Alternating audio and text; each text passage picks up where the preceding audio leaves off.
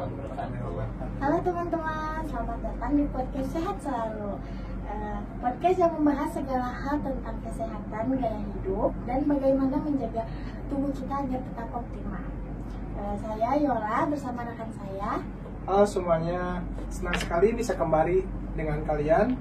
Pada episode kali ini, kita akan membahas tema yang sangat penting, yaitu mencegah, merawat, dan menyehatkan. Yaitu ada 3 langkah utama ini sangat penting untuk menjaga kesehatan tubuh agar tetap bugar dan bebas dari penyakit. Betul sekali. Untuk membahas lebih dalam mengenai hal ini, kita telah mengundang seorang narasumber yang sangat berkompeten dalam hal ahli kesehatan, yaitu Kang Zea. Terima kasih Kang Zea telah meluangkan waktunya untuk berbagi ilmu. Oke, sama-sama. Sekarang mari kita mulai dengan topik pencegahan ya. Terkadang kita kan sering mengabaikan pentingnya pencegahan penyakit. Padahal mencegah itu lebih baik daripada mengobati. Nah, menurut Kang Zea, apa langkah pertama yang harus kita lakukan untuk mencegah penyakit? Terima kasih kepada Rifki dan juga Yola ya. Alhamdulillah hari ini saya bisa sharing dengan teman-teman dengan tema yang cukup menarik sekali ya. Seperti itu. Yang kita tahu bahwa di Undang-Undang Kesehatan itu yang terbaru tahun nomor 17 tahun 2023 bahwa kesehatan itu adalah mencangkup kondisi fisik, psikis, kemudian mental, dan juga spiritual dan juga sosial seperti itu. Jadi bukan cuma fisik saja, bukan cuma body saja, tapi mencakup dengan psikis dan lain-lainnya. Saya juga sebagai di klinik, kerja di klinik dan di rumah sakit juga di bagian terapi psikologi ya, gitu. Jadi memang sedikitnya karena saya kerja di klinik, setidaknya di bagian body ya saya akan bahas sedikit lah. Kalau di bagian psikis seperti apa nanti juga saya akan bahas. Nah tadi ya bahwa sehat juga bukan cuma body saja ya, itu seperti yang apa dikatakan oleh Aston Smith dalam bukunya itu, bahwa manusia itu terdiri dari body, tubuh, mindset, pikiran, soul, jiwa, dan juga spiritual atau ruh. Kalau kita ngomongin body ya, kalau kamu batuk ya berobat ke dokter gitu kan. Mindset, kalau misalkan pikiran ya, kalau kamu kurang motivasi ya ikutan seminar motivasi gitu kan. Kemudian namanya soul, jiwa, nah, ini jarang disentuh nih. Sekarang itu isu-isu mental health itu sangat booming sekali ya. Kemudian ada namanya spirit atau ruh, ini agama, kita mencakup agama, spiritual. Nah, langkah pertama yang harus kita lakukan adalah yang pertama ya kita pencegahan itu atau misalkan promotif, kemudian preventif itu sangat penting sekali. Ya kita jaga tubuh kita. Kalian tahu lah bahwa zaman sekarang ini semua teknologi itu sudah mulai sangat canggih, gitu kan. Dan penyakit-penyakit pun sudah mulai pada menyerang. Dan zaman sekarang itu kalian lagi Gen Z itu semuanya saya dapat HP seperti smartphone kayak gini tuh pada saat saya mau masuk kuliah. Kalau kalian mungkin dari SD SMP gitu kan udah mulai tahu ya gadget tuh gitu kan. Kalau dulu HP-nya HP yang nggak ada apa ya namanya tuh BlackBerry. Enggak, itu masih sekarang gitu kan. Dulu mah poliponik sebenarnya, jadi cuman bisa nelpon sama SMS doang gitu kan. Nah sekarang canggih banget, gitu kan. Jadi apa yang terjadi, anak-anak zaman sekarang itu pada malas. Maka sekarang karena saya kerja di klinik dan di rumah sakit, tren anak-anak zaman sekarang itu penyakitnya tuh hampir sama kayak orang-orang tua. Misalkan usia kalian tuh nyari cangkeng atau sakit punggung gitu. Nah itu kemudian apa lagi ya, pokoknya masak. Dan itu kan disebutnya juga kalian tuh remaja jompo gitu. Karena semuanya serba instan, serba apa ya, kalau kamu mau beli sesuatu nggak harus berangkat ke mall atau apa kan, harus ya bisa sekarang mah pakai e-commerce gitu kan, kayak Shopee aja dan lain-lainnya gitu kan. Kemudian ini permasalahan, maka atau misalkan kamu nggak harus ke minimarket, sekarang ada aplikasinya, diem aja di rumah udah pada nyamperin gitu kan. Dan ini yang terjadi. Zaman dulu saya pun ada kayak makanan yang banyak gulanya atau minuman yang banyak gulanya itu zaman dulu masih ada gitu kan, kayak apa ya namanya itu, minuman yang mengandung banyak gula. Tapi kami sering bergerak gitu kan. Tahu kita rewardnya itu seminggu sekali itu kita gerak, atau enggak nonton film kartun tuh seminggu sekali kan. Kalau sekarang kalau mau hiburan ya tinggal klik-klik aja gitu kan, kapanpun dimanapun gitu. Maka sekarang jadi tren anak-anak usia kalian usia 20 tahun, trennya tuh sekarang itu pada cuci darah. Iya betul. Kan kenapa udah 40? Kan dulu mah 40 tahun. Karena apa? Kalian mengkonsumsi banyak gula, tapi kalian tidak digerakkan, tidak olahraga. Ini yang menjadi permasalahan. Misalkan dari gerbang A ke gerbang B, ya jalan kaki lah coba gitu kan. Ini harus naik motor gitu kan. Sorry itu yang kalian mungkin rasakan lah. Jadi sekarang tuh betul. Yang pertama, kalaupun kalian minum gula, ya harus banyak olahraga, harus banyak olahraga minimal sehari itu 30 menit, luangkan waktu apa itu sit up, apakah itu jalan kaki gitu kan, untuk usahakan bergerak. Jadi supaya otak kita tuh, mohon maaf ya, makan gula, minum gula yang berlebih gitu kan, lemak dan lain-lainnya tidak digerakkan sama sekali. Itu tidak sehat ke tubuh. Mohon maaf ya, apalagi kalau misalkan merokok gitu kan, nggak diolahragain, aduh itu sangat berbahaya banget buat tubuh kita seperti itu ya. Jadi yang terpenting adalah yang pertama adalah ya sadari bahwa kita harus banyak gerak gitu, harus banyak olahraga gitu kan. Satu itu olahraga, yang keduanya makanan yang sebisa mungkin juga harus yang sehat. Yang pas sehat lima sempurna lah seperti itu ya. Setidaknya kalau misalkan Kang, aku anak-anak kosan nih, anak-anak kuliahan uangnya gimana gitu kan, ya setidaknya apa ya namanya tuh, teman-teman juga bisa katakanlah untuk makan makanan ya yang seperti sayuran gitu kan, kemudian juga buah-buahan gitu kan. Kalaupun misalkan kalau misalkan semuanya gizi ada di satu tempat makanan itu apa sih ya, kalau ngemil juga kita bisa pakai es krim ya, es krim yang tapi bukan es krim yang jalanan ya. Saya disebutin ini mah yang di minimarket itu banyak mengandung semua protein ada di sana. Itu bisa ngambil yang itulah gitu kan. Tapi kalau ya istilahnya itu juga bagus, tapi tetap harus bergerak gitu kan, ya. Yang selanjutnya istirahat yang cukup gitu kan, jangan banyak begadang kayak gitu. Itu dia dimulai dari diri kita sendiri, bahwa kita harus sadar bahwa kita juga harus bergerak gitu ya. Oke, jadi untuk pencegahan itu dimulai dengan gaya hidup ya, dan konsumsi makanan yang bergizi. Nah, tapi bagaimana kalau tubuh kita sudah mulai menunjukkan gejala demam ataupun kelelahan? Apakah kita harus langsung konsultasi ke dokter atau bisa dengan perawatan mandiri dulu? Oke, ini pertanyaan yang menarik ya. Jadi setidaknya kalau misalkan teman-teman, aduh aku udah kerasa nggak enak nih gitu kan, ya kalau misalkan memang kalian mau berobat ya silahkan langsung misalkan ke dokter gitu kan. Jadi kalau misalkan nih aku teh sakit tuh karena flu misalkan, flu-nya kedinginan, ya bolehlah mengkonsumsi jamu kayak jahe kayak gitu, kemudian apa ya namanya tuh, konsumsi dulu, atau misalkan jatuh pakai air dingin dulu gitu kan, pakai es dulu atau gimana gitu kan. Kemudian apa namanya tuh, bisa dilakukan dengan mandiri dulu, ya seperti itu.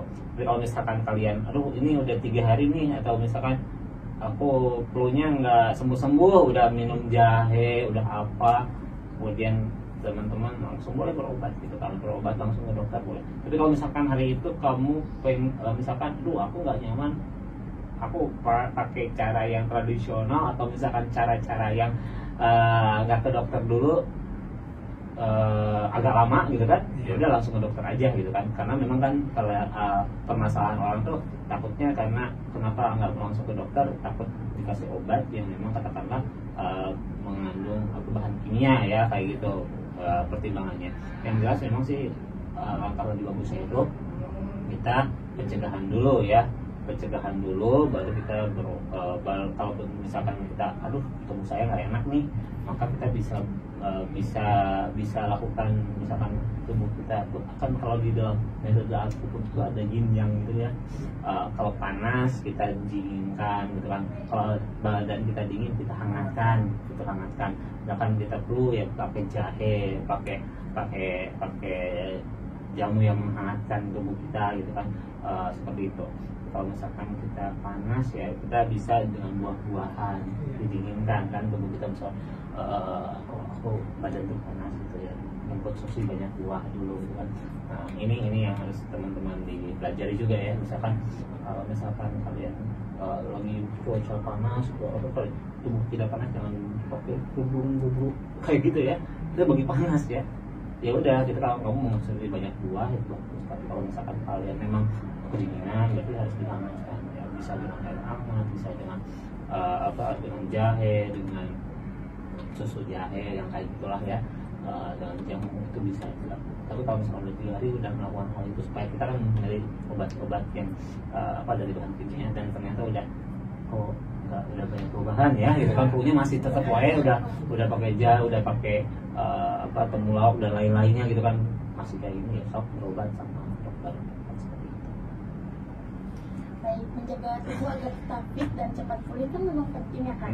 Namun jika kita sudah sembuh, bagaimana caranya agar kita tetap sehat dalam jangka panjang? Apa yang perlu kita lakukan agar tetap bugar? Yang pertama tadi ya, olahraga teratur ya. Jadi biasakan misalkan 30 menit olahraga gitu kan. Terserah ya olahraganya tuh, yang penting kalian bisa bergerak, apakah itu mau push up selama berapa menit gitu kan, sit up, mau jalan kaki kayak apa kayak gitu kan. Yang terpenting adalah olahraga. Kemudian hindari begadang juga ya gitu kan, hindari begadang. Kalau misalkan udah jam ya, apalagi yang sekarang main game ya, itu kan suka pada itu sampai tengah malam gitu kan. Sayangnya di tubuh kalian sendiri, karena nggak akan kerasanya tuh nggak akan sekarang, nanti pas udah usia tua lah gitu kan, mungkin udah karena begadang mengkonsumsi. Dan hindari juga kayak rokok, alkohol gitu kan, hindari lah gitu kan, karena efeknya juga nanti katanya kan yang merokok juga, yang merokok mati, yang enggak juga mati gitu. Setidaknya gini loh, jangan diundang lah ya, kalau misalkan kita sakit tuh jangan diundang gitu kan. Dan namanya tuh penelitian juga nggak ada yang nyebutin rokok itu bisa membuat kita pintar ya. Tapi orang-orang yang sugesti bahwa ngerokok bisa membuat saya cerdas itu nggak ada, jurnal tuh nggak ada. Tapi itu sugesti, murni sugesti, karena diteliti sama teman saya mahasiswa psikologi ya di Bandung, dia hasil penelitian itu orang yang ngerokok tuh bukan dari rokoknya dia bisa mikir, tapi pola pengaturan nafasnya dia teratur. Jadi kayak gini, karena pola pengaturan nafasnya teratur, jadi rileks, karena rileks akhirnya bisa mikir kayak gitu. Bukan dari rokoknya gitu, rokoknya mah tetap ngerusak tubuhnya dia gitu kan. Jadi bukan dari rokoknya gitu, seperti itu. Nggak ada jurnal manapun rokok bisa membuat itu cerdas atau bisa mikir, karena rileks. Kita bisa latihan relaksasi itu seperti apa, ikutan meditasi, ikutan tarik nafas, hembuskan, kayak gitu sering ya. Kalau saya pribadi lakukan kayak gini, tak boleh teh, coba angkat 4, kemudian kepalkan, tarik nafas, dan sekuat tenaga. Kalau sudah ngakuan, lepaskan. Nah ini bisa lakukan kapanpun, dimanapun, mau itu siang, pagi, sore, malam, dimanapun, di rumah, di kampus, dimanapun itu, posisi apapun, duduk berdiri, jongkok, kayang, terserah ya. Dan itu bisa dilakukan. Itu saya juga tidak merokok tuh dengan cara seperti itu. Jadi mengganti rokok, dan itu juga nggak membatalkan puasa. Jadi bisa dilakukan kapanpun dan dimanapun itu ya. Jadi lakukan pola pengaturan nafas, sehat secara itu ya, kalau secara fisiknya seperti itu, secara psikisnya juga bisa dengan relaksasi kayak barusan itu kan. Kemudian bagaimana kita menyikapi stres gitu kan, bagaimana kita menyikapi stres dengan cara tenang, bijak gitu kan gitu. Kalau misalkan kalian butuh bantuan, ternyata aduh aku stres tapi nggak ada yang ngerti, nggak, ya boleh kalian untuk tanya-tanya ke ahli, ke psikolog, ke psikoterapis, atau ada seperti saya boleh gitu kan. Untuk anak-anak DTH Mas, kalau gratis kalau di DTH ya, selama masih jadi mahasiswa DTH gitu kan. Belum, kalau udah keluar mah bayar. Ya seperti itu ya. Oke gitu. Baik, jadi sedikit demi sedikit akan bertahap. Itu yang terpenting. Nah, terakhir nih Kang, seringkali kita mendengar bahwa cegah itu lebih murah daripada mengobati. Bagaimana menurut Kang Zea, apakah pencegahan memang lebih efisien dalam menghemat biaya kesehatan jangka panjang? Iyalah, kan sehat itu tetap Mahal. salah. Sehat itu murah, yang mahal itu kalau udah sakit. Sehat itu murah kalau kamu lagi sehat, banyakin olahraga, tidur yang cukup gitu kan, makan makanan yang bergizi gitu kan, lebih murah. Nah kalau udah sakit baru mahal, rumah sakit biaya apa berobat kayak gitu kan, gitu kan. Itu menurut saya ya gitu kan. Ya seperti itu. Ya, jadi kalau udah sakit ya mahal gitu kan. Makanya mumpung kalian masih sehat, pertahankan sehat kalian itu, gitu kan, dengan cara pola. Betul ya, tadi juga kata apa Teh Hilda apa tadi, Efisien dalam menghemat biaya. Iya betul gitu kan. Kalau kamu untuk apa kan, kalau dalam kesehatan tuh ada promotif, ada preventif ya, kemudian kuratif, rehabilitatif gitu kan. Nah di sini promotif gitu kan. Oh iya, kalau kamu sebagai seorang mahasiswa kesehatan dengan promosi gitu kan, preventif ini pencegahan supaya kita nggak sakit kayak gimana, itu lebih murah. Dengan olahraga rutinkan setiap hari itu olahraga gitu kan, apapun itu, mau push up setiap hari misalkan. Oke lah, saya waktukan untuk awal-awal 1 menit dulu nggak apa-apa lah, di stopwatch 1 menit kita push up lah gitu kan, atau sit up atau apa. Kalau kalian semalas-malasnya kalian bergerak gitu kan, coba lakukan itu kan. Kalau nyusul, kalau begiro rumah gitu, kalau nyuci kayak gitu beda ininya apa, kesangnya ya, atau keringatnya beda keringatnya gitu kan. Kalau bisa rutinkan itu, coba untuk rutinkan serang sehari semenit aja untuk olahraga. Habis bangun tidur tuh, habis sholat, habis bangun tidur tuh lakukan semenit itu. Terus tambahan lagi coba untuk 10 menit, terus lakukan, maka akan jadi sebuah pola kebiasaan. Nah seperti itu, karena itu murah. Olahraga itu murah gitu kan, gratis gitu kan, bukan murah lagi, gratis gitu kan. Terus kamu coba untuk makan, oke lah sekarang modal buah lah, beli buah apa ya, oke lah aku coba untuk beli jeruk apa kayak misalkan pepaya kayak apa kayak gitu kan. Oke, ini untuk nanti saya makan gitu kan, selama 5 harian gitu kan, atau apa kan bisa kan. Pepaya juga bisa murah kan harganya kan, bisa untuk 5 harian. Jadi kan kamu mesek gitu kan, apa belah pepayanya, kemudian makan gitu kan. Nah, terus lakukan terus pola-pola gitu, beli apa dengan hal-hal yang seperti itu. Karena kalau udah sakit ya mahal.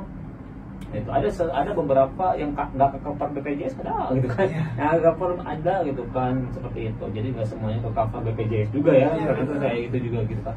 Jadi kalau udah sakit, udah kena, mohon maaf ya, kayak tadi gagal ginjal atau apa kayak gitu kan, cuci darah berapa sih harganya, mahal gitu, mahal banget gitu kan. Ada yang ke cover BPJS gitu kan, tapi cuma berapa kali gitu kan, sebulan itu ke cover cuma 1 kali misalkan. Kalau 2 kali masing-masing kayak gitu, nggak bisa ke cover semuanya gitu. Jadi mumpung kalian sehat ya, hindarilah hal-hal yang kayak mengundang kayak gitu, hindari. Karena mohon maaf ya, kalau ya istilahnya kalau kamu stres, kalau kamu apa gitu kan, carilah solusi, bukan cari masalah baru. Misalkan aku stres nih, habis dimarahin sama orang tua, akhirnya mabuk, itu kan bukan solusi. Itu menyelesaikan masalah dengan masalah gitu kan. Harusnya menyelesaikan masalah itu dengan solusi. Oh, aku harusnya gimana kalau lagi stres ini? Oke, meditasi, saya harus meditasi, relaksasi. Saya untuk ikut kajian ilmu seperti itu. Ini selesaikan masalah itu dengan solusi, bukan dengan masalah baru. Bukan cara hidup apa, kasihan lah. Sekarang kan banyak, kenapa orang banyak tadi ya cuci darah dan lain-lainnya, karena mereka itu pusing. Akhirnya mereka ada sebagian orang yang minum lah, akhirnya kasihan. Nanti kalian